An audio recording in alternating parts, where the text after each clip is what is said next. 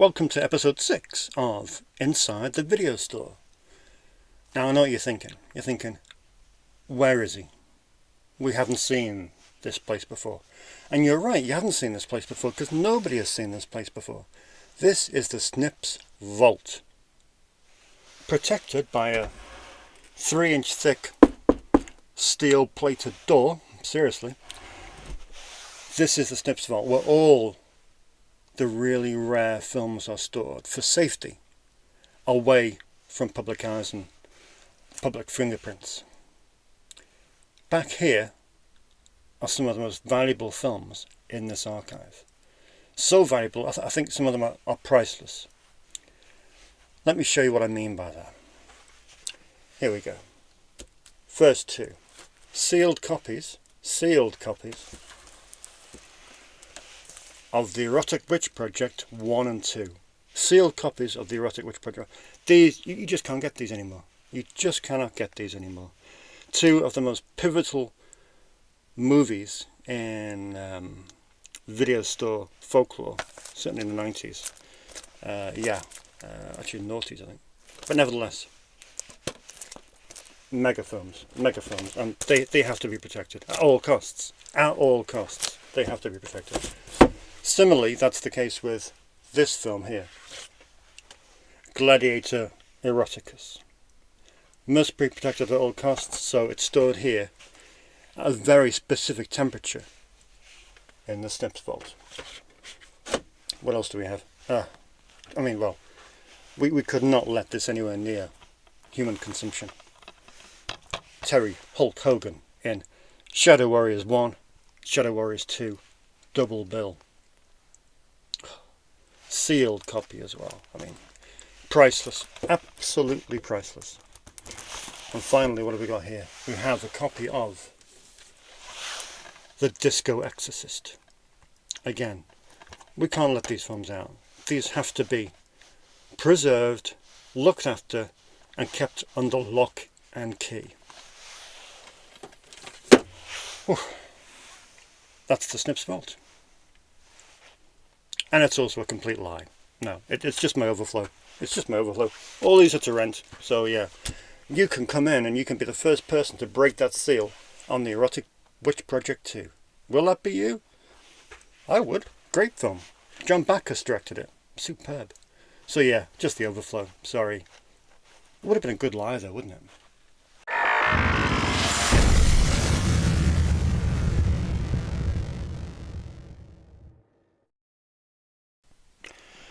Welcome to episode 6 of Inside the Video Store.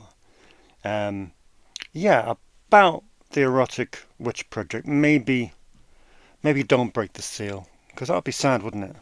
Yeah. There are other films.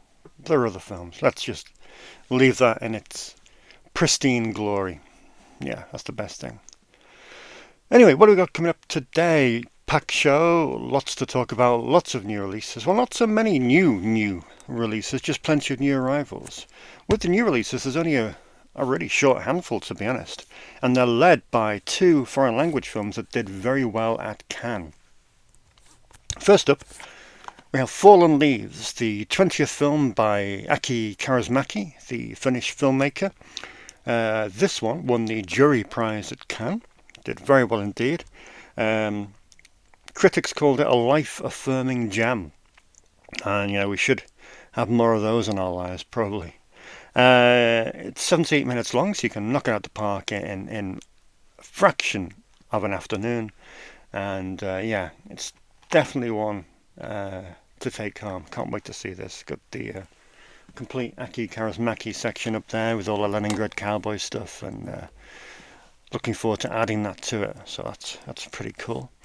I'm going to mangle the name of this Vietnamese-born French filmmaker, Tran Anh Hung, whose new film, The Taste of Things, looks absolutely sumptuous. Again, like I said, it did well at Cannes. This guy was the director of The Scent of Green Papaya. I don't know if you remember that film, but that was pretty cool. It won him the Best Director at Cannes. It sounds an absolute delight. And yeah, two really good foreign language films. I think that's one of the differences from today to maybe 20 years ago in the video store. I think 20 years ago, the amount of companies like Artificial Eye, Soda Films, what else we got back there? Well, Tartan, of course. And, the amount of labels taking a chance on foreign language films was far, far different than it is now, and justifiably so, because it is a pretty difficult market. And there were loads of foreign films coming out 20 years ago from all different kinds of countries. But now we don't get so many, so sometimes you feel unable to quench the thirst of people's desire to watch something from a different culture. So yeah, I'm pretty glad that this week we're leading with these two films. It's really important to do that, and really important to show that breadth of cultural filmmaking. So yeah, that's pretty good. That's pretty good. I'm happy about that. Now I know this is something you've all been waiting for. I know you've all been a fan of the Jack in the Box film, yeah, and the sequel, the Jack in the Box Awakening. Well, now it's the third film, yeah, the Jack in the Box Rises. Don't wind him up, says the caption. I know you're rolling your eyes at this, probably fast forwarding past this part, but I do like homegrown horror. I've got a little British horror section here with about 200 films in it, devoted to some of my favourite post-millennium homegrown horrors. I think we're very lucky in this country to have had some great, really ambitious filmmakers making some films that perhaps haven't turned out the way they wanted. But still, there's a great load of cool British horrors here that I could easily recommend. Stuff like Cherry Tree Lane, for example, which I thought was amazing. What else have we got? Cut, of course, which was pretty cool as well. Even something like the Welsh horror that came out quite recently, Dark Signal. I'm a big fan of that one as well. But yeah, there's loads of homegrown horrors, and admittedly the Jack in the Box isn't at the pinnacle, but this is a little Northampton-based indie company, family company, that make these films for not a lot of money, and to be honest, they're really well made. They're well made, they're not going to scare the pants off you, but in terms of an easy Friday night watch, then yeah, they're not too bad. They're not too bad. So yeah, the new one, the third film, Jack in the Box Rises, is out in the UK this week. That's it for the new films, the brand new contemporary releases. There's only one boutique.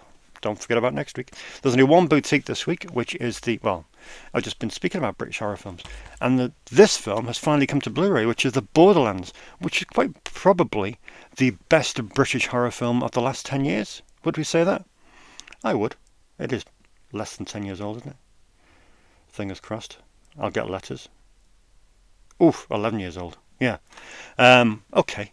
The best British horror film of the last 11 years, The Borderlands. It's just brilliant. It's just atmospheric. It's terrifying. It pulls you in. It's got believable characters. And to have it on Blu-ray is a really big bonus. Got some great special features there, including audio commentary and a couple of new interviews. And yeah, Second Sight. I like Second Sight. I don't buy their very expensive editions because I sound terrible. I don't see the point, really, because I'm just after the film. I don't really want that big box kind of beast for 40 quid, because I'm just happy with the film for like $17.99. And yeah, but nevertheless, they do some great work. They're currently working on The Hitcher, aren't they? Remastering that and putting it out hopefully soon. It seems to be taking forever, but I'm sure it'll be worth it. But yeah, The Borderlands is there, released this week, and I can't wait to look at this again. I've already seen it 2 or 3 times over the last 10 years, 11 years. But yeah, I can't wait to see it again, and every time it terrifies me and has me hiding behind the sofa. So yeah, recommended, out on Blu-ray in the UK this week. That's The Borderlands. Going to squeeze these into the fresh produce section. 2 big sales in the UK this week, or last week. One was the Indicator sale, and the other was Criterion sale. Didn't have a lot of money spare, as I've been investing in a lot of Warner Archive stuff, as you may have noticed. But I did pick up a few Indicator releases that I haven't bought in previous years. So, of course, Force 10 from Navarone.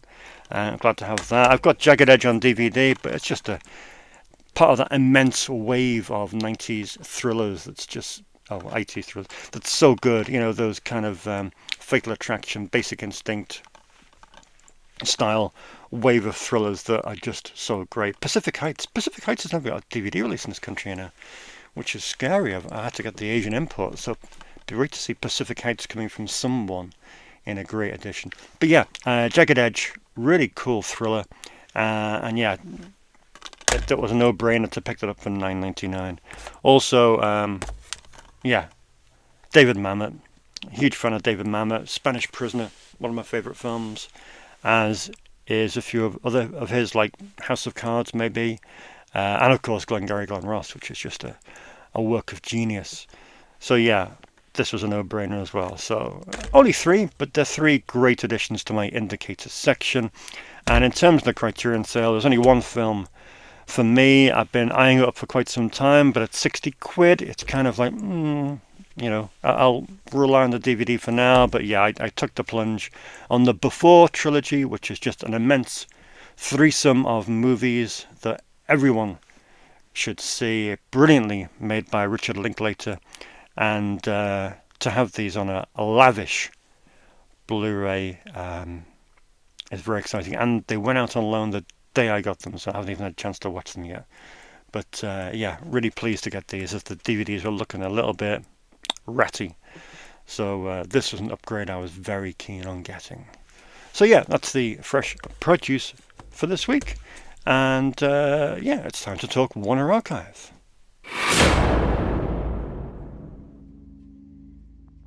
Okay, my AWOL movie Zing parcel turned up. Yeah, it's weird. It's like I could see the tracking when it went into the US, postage facility, sourcing facility, but then it just nothing until it turned up on the doorstep. So I was kind of like, a little bit anxious as to where it was, but yeah, it just turned up fine. So yeah, no drama or anything like that. I'm not going to go through these in great detail because it'd just be a conveyor belt of me holding up films and saying I haven't seen it, which isn't that entertaining. So just to give you a snippet, just to give you an example of what I picked up in the second part of the movie Zing sale, then I'll just quickly, briefly go through these. We had Nick Nolte in Cannery Row. Not seen it, but we all have a bit of John Steinbeck, Grapes of Wrath, one of my favourite films. I realise I do say that this is one of my favourite films about 20 times an episode. So yeah, that's probably one of my overused sayings. Walter Matthau, Neil Simon, you can't say no to that. So many Walter Matthau fans here. And I've never really been a George Burns fan. I probably should look at that, to be honest. But yeah, Walter Matthau's great. Blue Knight's a weird one, isn't it? Wasn't it made for TV or something? I know its running time is like in excess of 3 hours, but Blue Knight comes back to the 70s cop theme that I was talking about a couple of weeks back that my customers just love. So I reckon Blue Knight, when it decides not to fall on the floor, should be a really cool addition to the store, to be honest, if anyone has the time to get through the running time anyway. Dean Martin and Julie Halliday in Bells Are Ringing. Vincente Minnelli made it. And yeah, we need more films like this around here. It can be a bit of a dark and depraved place at times. So I figured, same with this really, Wheeler Dealers. Arthur Hiller's film with James Garner and Lee Remick. I felt that we should, just bring the tone up a bit instead of being so dark and depressing and depraved and awful. So yeah, a good couple of light-hearted comedy classics. Fearless, remember this being on VHS when we first opened here in 1995. It was a regular renter, Peter Weir's film, and for some reason it never came out past VHS, which is just nuts. How can a film directed by Peter Weir and starring Jeff Bridges never get beyond VHS in this country? Baffling, absolutely baffling. But now we have it on Blu-ray, courtesy of Warner Archive. The Loved One is the type of comedy that I really, really like, because it's got a cast of just thousands of recognisable faces. Who we got here? Roddy McDowall, we got Robert Morley, we got Lionel Stander, we got James Coburn, we got Dana Andrews, John Gielgud, Tab Hunter, and Liberace. You know, how can you say no to that? Directed by Tony Richardson too. Looks like a great time will be had. I do like a Western. I've recently got into Blake Edwards, someone I never really paid much attention to. You know, his films I have in Warner Archive, like S.O.B. and Victor Victoria, only really recently got turned onto this. And yeah, genius. So I don't know what this is like. One of his Westerns. Looks great. Looking forward to watching it. And a brilliant cast with William Holden and Ryan O'Neal. Now, Straight Time is, I've had it on Polish DVD for probably 5 or 6 years, and it must have rented out about 20 times. It's seriously a perennial renter. It goes out 5 or 6 times, well, no more, about a dozen times a year, at least once a month, because someone discovers it, be it through a list, be it through a podcast, be it somewhere. But I get asked for Straight Time all the time, and they absolutely love it. So, you know, getting it in on Blu-ray was a no-brainer. So yeah, maybe some of those people that watched Straight Time on my Polish DVD might want to check out the upgrade. Lady Hawk, not my cup of tea, but it's one of those like fantasy films from the 80s that I probably should have been weaned on as a child that just bypassed me completely. Got no real urge to go back and watch it, but I know that many people of my generation think it's an absolute, you know, masterpiece. So it's not about me. Not about me. It's about other people. So it's about getting in films that other people want to see. And I think there's definitely an audience for that. Finally, Robert Altman is a bit of a character that some people like his films who rent them from here, and some people don't really get it. I know Quentin Tarantino said some rather cutting things about Robert Altman recently on a podcast. I'm a fan, although I barely scratched the surface of the films that he made. This is one that looks really interesting, Brewster McCloud. So yeah, it's another one that I'll be checking off the list. And yeah, yet to really get into the whole Robert Altman thing. But I should do, because Shortcuts and The Player are absolute works of genius. So surely most of it, and the film with Elliot Gould, Long Goodbye, that's a film and a half. So yeah, and A Prairie Home Companion, I really do like that film, despite its critical indecision. So yeah, I do like Robert Altman. No, but I've barely seen 30% of his movies, so I'm going to make a real concerted effort to see some more. So that's the Movie Zing annual sale out the way. There is some more Warner Archive stuff coming in the next 10 days, which is some more older stuff that I've finally picked up that's been on my wish list for a best part of a decade. So I'll show you that when it comes in. And then will we have Vinegar Syndrome's releases next week? What's the date today? 17th. Might do. So, I'm sure there'll be another segment of What's in the Box next week. But that was this week's, and that's more Warner Archive.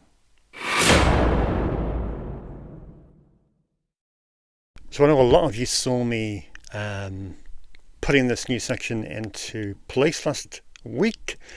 This was where I took a quarter of the space out of the new release wall and added a Warner Archive section and a few other bits as well. I'm sure you would have seen last week's show, so I don't want to repeat myself and bore you to death. But if you didn't, I was just saying how the new release wall kind of is declining slightly, mainly because of the lack of new releases, and also with the change in my demographic, with many of my customers now gravitating towards the older films.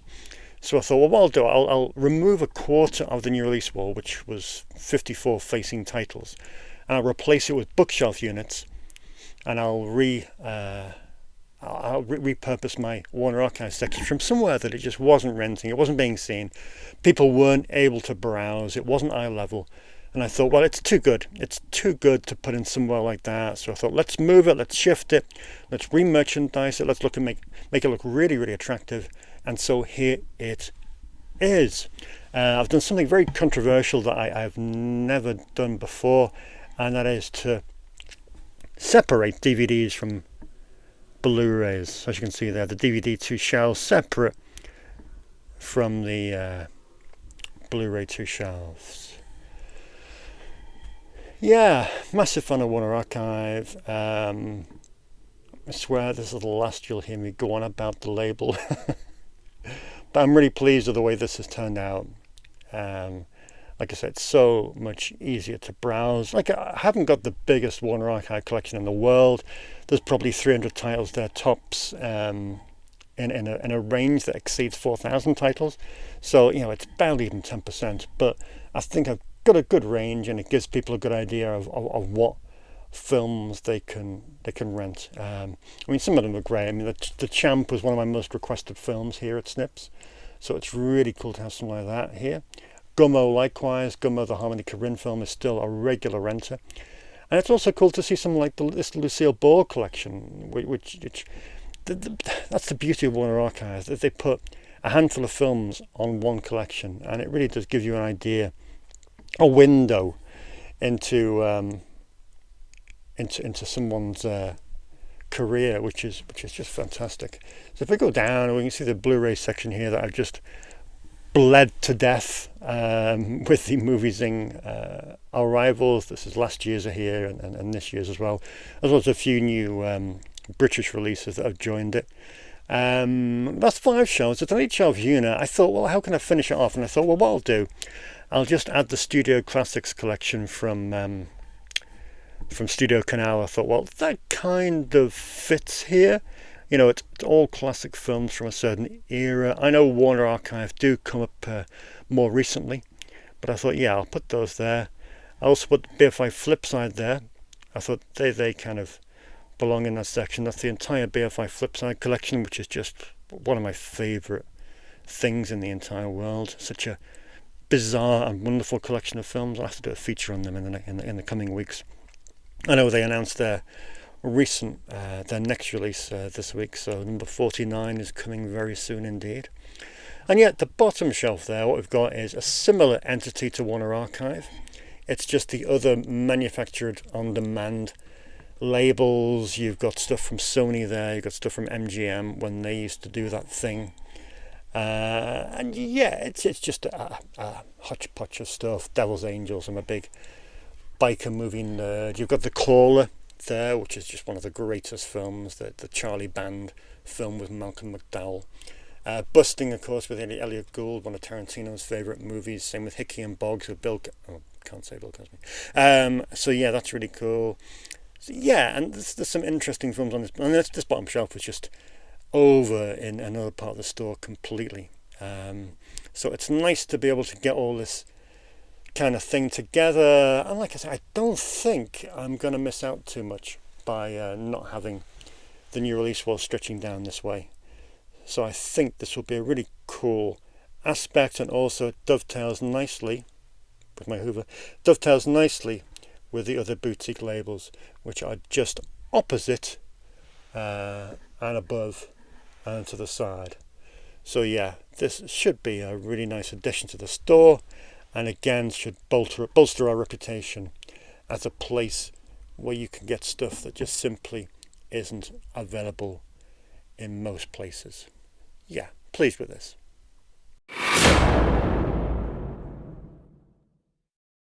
Yeah, I know you've just seen that title and are kind of a little bit nervous on what I'm about to do, but it's purely a little section in praise of Germany. It's funny, when you buy a lot of physical media, you can look from country to country, and most frequently you're looking between America and the UK, whose releases are mirrored in some respects sometimes. Australia is carving their own little niche with imprint there and doing really, really well at it.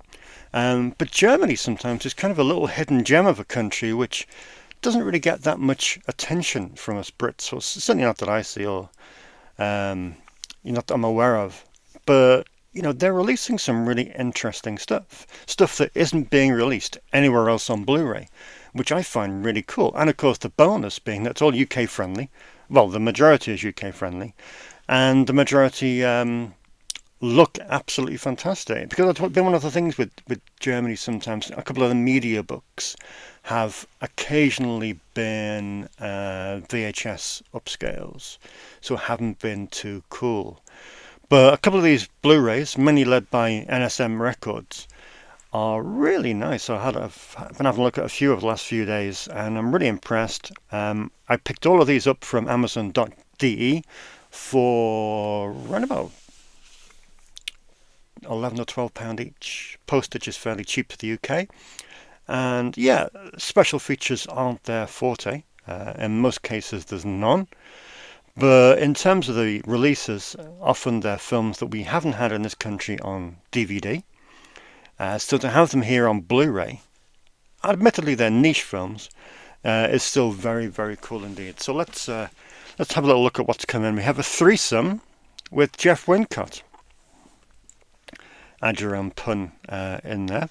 This threesome with Jeff Wincott is led by No Exit. These are all directed by Damien Lee as well. We have No Exit, we have Jungle Law, and we have When the Bullet Hits the Bone, which is retitled here Bullet in the Dark.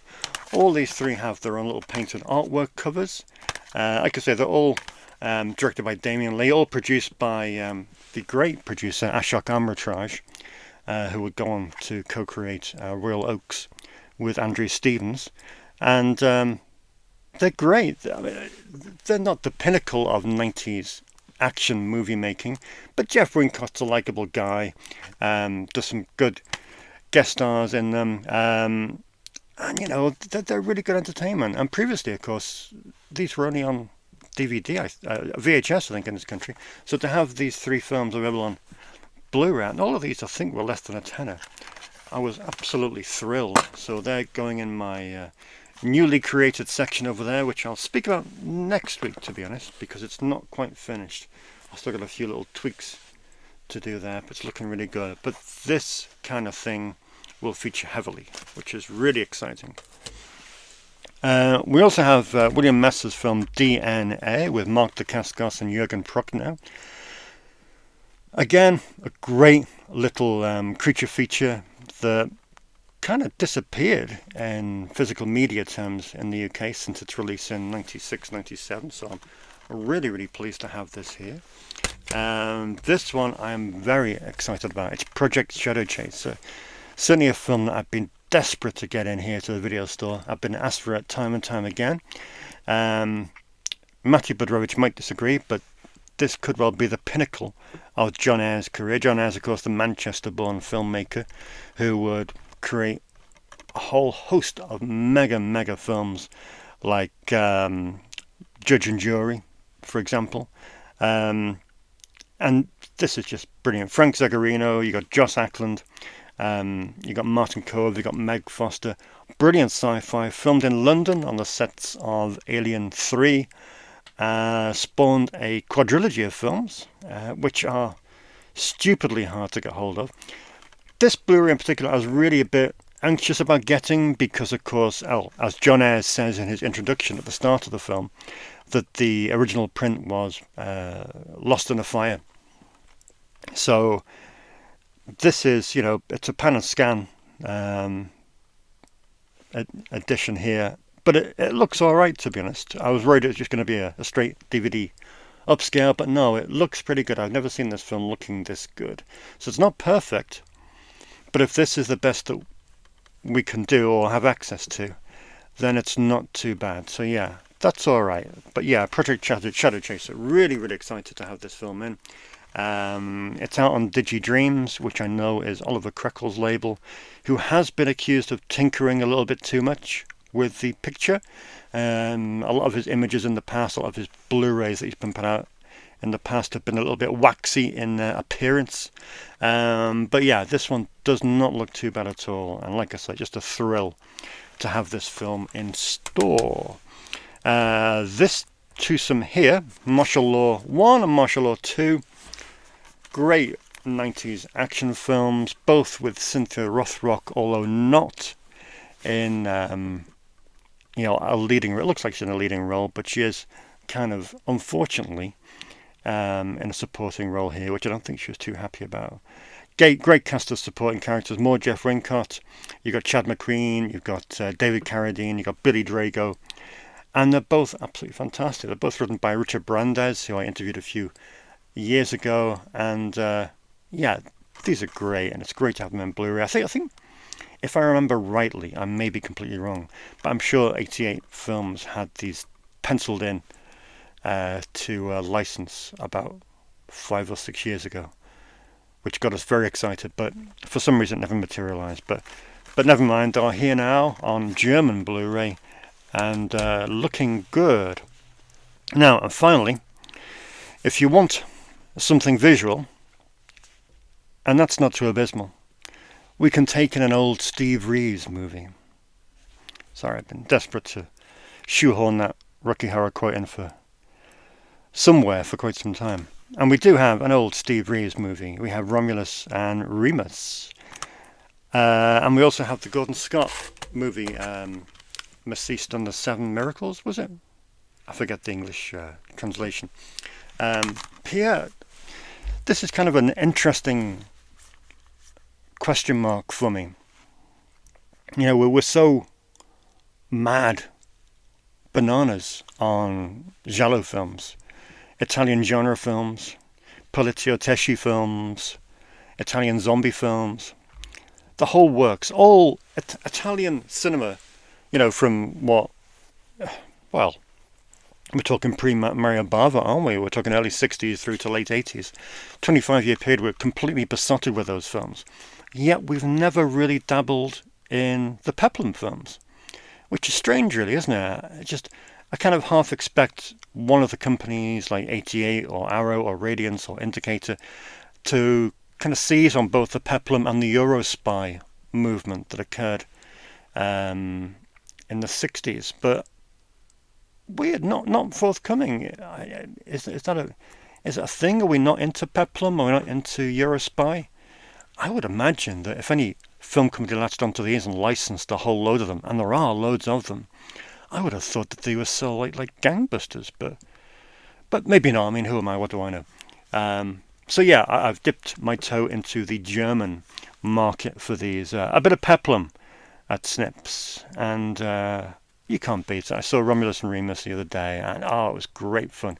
Those sets are just sprawling, lavish, grey, and yeah, seeing Steve Reeves in a movie for the first time, I think, after hearing Richard O'Brien's lyrics about 30 years ago, is feels like I've come full circle. So that was pretty cool. So yeah, Germany's on a good roll at the moment, and maybe we should cast our eye over there a little bit more often.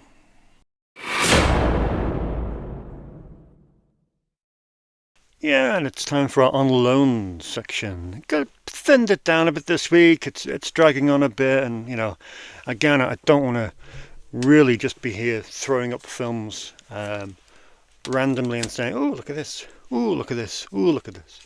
But anyway, oh, look at this! Love Exposure went out this week, which is really cool. Brave individual, the 4-hour epic. It is, quite frankly, one of the best Japanese films of the last 25 years. It's a masterpiece, directed by Sion Sono, of course. This was a regular on, I think, the Channel 4 film channel. What's it called? Probably something really obvious, like Channel 4 film channel. Film 4, see? And so you could have seen it on there quite regularly. But yeah, it got it on DVD, part of the Third Window section back there. Brilliant film. Really pleased that this lady has rented it, as I'm sure that I think she's seen it before actually, but she's desperate to see it another time. So I'm sure that they'll absolutely love it. It's quite funny. Really, you know, part of the joys of being a film fan is when you think you've seen everything. You know, you think you know every film. You don't, but invariably you do have an inner confidence that makes you think you can't be surprised. I had a guy in who's a really good customer and who really knows his onions. And he spotted this, Armed and Dangerous with John Candy. And to me, I mean, I've seen this countless times. It was on TV regularly on ITV around about 11 o'clock every couple of months when I was a kid. Brilliant film. Mark L. Lester directed it. And he brought this up to the country. I said, I'd never even heard of this. I never even knew it existed. I'm a big John Candy fan. So it's really cool that he can have that experience now, so many years after the film was made. And he didn't even know it existed, which is really, really cool. And it's exciting. Imagine that. Imagine a new film that you've never heard of by one of your favourite actors. So yeah. Written by Harold Ramis as well. Don't forget that. This is coming out on Blu-ray, I think, as part of the Criterion, isn't it? But yeah, Richard Linklater's section is really experiencing a little bit of a spring at the moment, because a few people renting his movies, which is great to see. And again, it's good to see Dazed and Confused going out. Obviously, one of his best movies, and I'm kind of teetering on whether to upgrade, because the DVD is fine.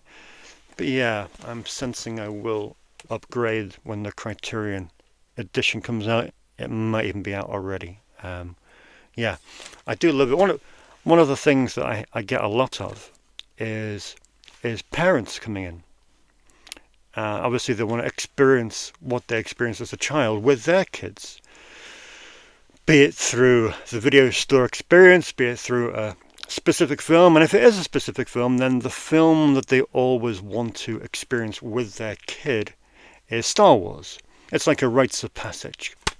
Come on, son, let's see Star Wars together. Let's be men and bond over R2-D2 or whatever people do. So yeah, that's fine. It's what people do. They like it. But I must admit, I had a slightly better rites of passage movie, or rites of passage experience at the weekend, when a guy came in and said that he wants to show his son Porky's. Wants to sit down and see Porky's with his son. Have you got it? And I'm like, yeah. So that should be an interesting viewing experience. I even gave him the sequel for free, just to have a Porky's double bill with his child. I'm sure they will love it. Funnily enough, when he rented the film, he said, I'm going to have to go and buy a DVD player now, as I haven't got anything to watch it on. People say that. People say weird things. And I'm like, well, does your son not have an Xbox or a PlayStation? Like, yeah. Well, you've kind of got a Blu-ray player sitting in your front room, People are weird. Never mind. Here's another double bill to die for, which is John Waters' Polyester. John Waters, again, someone whose films are flying out at the minute, which is really cool. John Waters' Polyester rented out with I Am Divine, the excellent documentary directed by Jeffrey Schwartz. So yeah, that's an experience. And a divine one of that. That's great. I'm a huge Kevin Smith fan. For my sins, I don't mind. I love Kevin Smith. I know we had a few doubters over Clerks 3 recently. I know one of my customers has rented this the other day to fill in the blank in his Kevin Smith viewing collection. I liked it. I know a lot of people absolutely despised it, but I thought it was great. So it'll be interesting to see what this customer thinks when they return it in a few days' time. I have a lady who's on an absolute 80s kick at the moment with her kids, trying to educate them on the films of John Hughes and really cool 80s movies like Say Anything and The Sure Thing and stuff like that. I rented her this because I thought this is a great John Hughes film that kind of, everyone goes back to the usual, don't they? Breakfast Club, which is fair, Pretty in Pink, 16 Candles. But She's Having a Baby kind of gets a little bit ignored, and I like it. I think it's one of his best. I really enjoy that film, so I hope she enjoys it too. And I know a lot of you would have seen this story that I typed out on Twitter the other day, that we had an article in the Guardian, which is a national newspaper in the UK, which looked at the two remaining video stores in the country, which is us and 20th Century Flicks in Bristol. I had a young lady read the article on Monday in work, and she was that excited, that thrilled that this place existed. And she ripped off a piece of notepaper and she wrote down her first 15 perfect rentals. So if I had them, her perfect 15 rentals would be these. And she came in on Monday excitedly. I said, I want these to be my first 15 rentals. I've checked your database, and I thought, if you have the top film on my list, then I will make a beeline here and come and rent these films. The top film on our list was this, Tombs of the Blind Dead, Armando de Osorio's film, which is hard to see now, isn't it? I don't think it's streaming. And of course in the UK this Anchor Bay box set is well out of print, which is annoying. I hope someone gets hold of these and releases them on Blu-ray, because they really do need it. I think there's some imports knocking around, but I think they're the old Spanish imports. I don't know. But yeah, so thrilled that I have a new customer, and thrilled that she's watching films like this, which is just brilliant. The other two films she rented were The Blob, the 88 version, and also The Wolfman. And I said to her, you have a list of 15 films at the moment on the first day of coming here. In 5 years' time, your list will be 300 films, because that's the beauty of the video store. Anti-algorithm, one film takes you to 10 different options, which is just beautiful. So yeah, that's this week's On Loan section.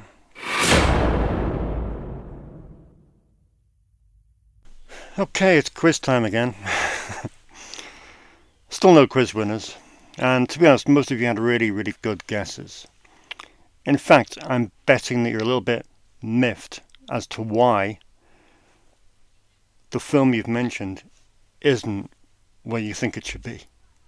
So I thought, well, I'll take some time and explain just where the wrong answers are located. Well, first things first, the film missing was Repossessed, with Leslie Nielsen. Repossessed. That was the film that was missing. The wrong answers, in the main, it was Requiem for a Dream, which is here in the Darren Aronofsky section, so that's why it isn't in that place there. Another popular wrong answer was Rescue Dawn, which is here in the Werner Herzog section, so that's why it wasn't in that part of the store. Yeah. Another really popular answer was Rent-A-Cop, the Burt Reynolds film. It's in the Burt Reynolds section, so that's why it wasn't in that part of the store. And also Repo Man, the Alex Cox film, which is in my Masters of Cinema collection. Got a lovely steel book there, so that's why it wasn't in the BSI, the basic store inventory. Oh, and someone also guessed The Replacement Killers, which I don't have, but shh. Yeah, I must try and get a copy of The Replacement Killers, because that is a film that should be available to rent here. So yeah, the correct answer was Repossessed. No one got it, but hopefully with me explaining why those films weren't there, then in this next still that I'm about to show, then you can think, well, if you have a guest that's with a famous director, it won't be there. If it's with a massive actor, then it might not be there. If it's been put out in a boutique release, then it might not be there. So that's the kind of thinking. So it's a complex quiz. It's probably not worth it. You should probably all fast forward. But if you want to give it a go and give it a try, you're more than welcome to. And here is that still. So just to reiterate, as I said every single week, this is the Snips BSI section, the basic store inventory. It's the meat and potatoes of the video store. There's no genre movies, there's no boutique labels, there's no foreign language films here. It's typically your standard action, drama and comedy fare. They're also filed in strict alphabetical order. So it's just the film missing that I'm looking for, just the film missing. Try and have a think.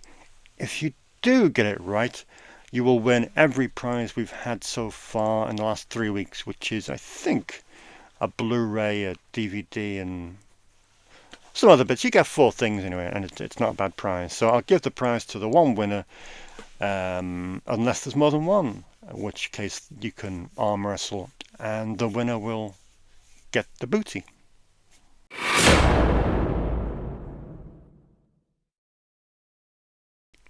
Okay, we just have time for a very quick Sleeping Giant section. I realise that I'm massively running over time today.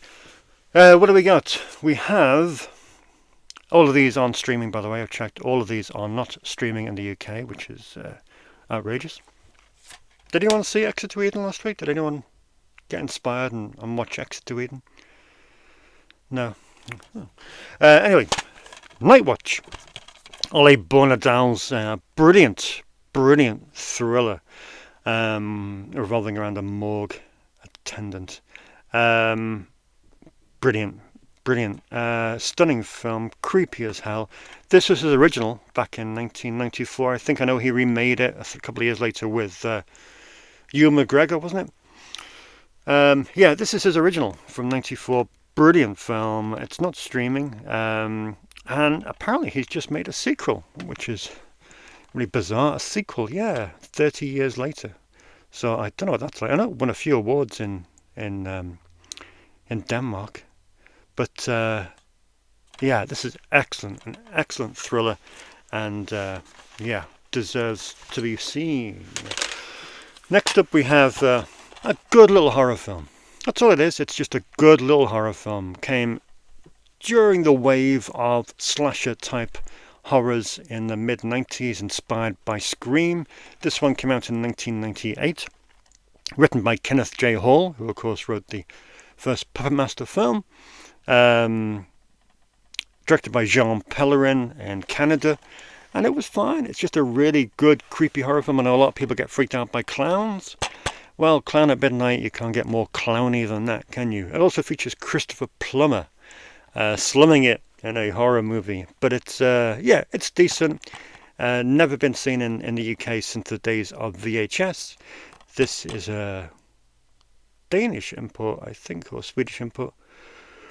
We'll say Danish. Yeah, it's a good, solid little horror film. It's perfect for just to whack on and not have to pay too much attention to, but it's still nice and chilling, and a great setting of a wonderful old theatre as well, which is brilliant. Finally, I like to throw in the odd ringer of a sleeping giant that you wouldn't expect me to, so I'm going to choose this, Bye Bye Love. It's not streaming anywhere. It's directed by Sam Wiseman.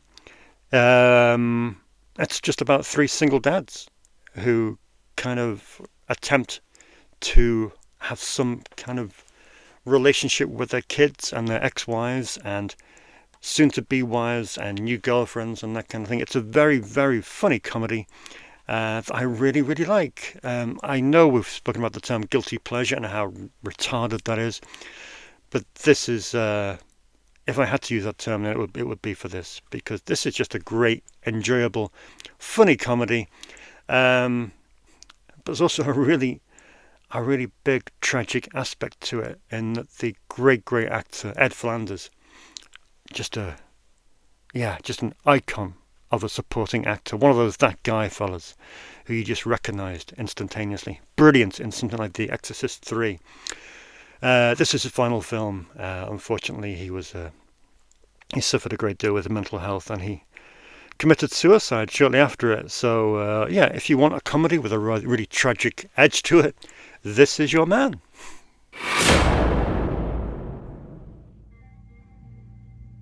Okay, that's it for this week. Thank you very much for watching episode 6 of Inside the Video Store. As usual, if you want to follow the store on Instagram or Facebook, you can search Snips Movies and like or follow or whatever you do on those things.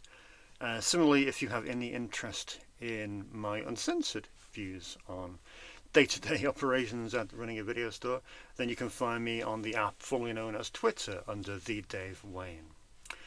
And if you can subscribe to the channel, that would be really, really cool, as it just helps with all the analytics and whatever you call it, algorithms, shall we say. Maybe a Q&A next week. Ask some interesting questions about running a video store. Anything you want to know, anything you want to see, drop it in the comments below, and then we'll tackle it next week.